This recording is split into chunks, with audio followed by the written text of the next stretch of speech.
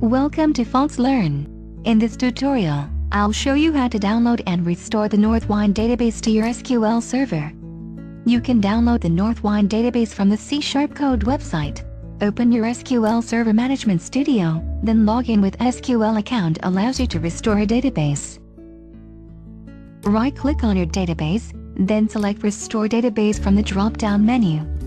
Next, you need to select your Northwind backup file. You can also change the path and name of your database.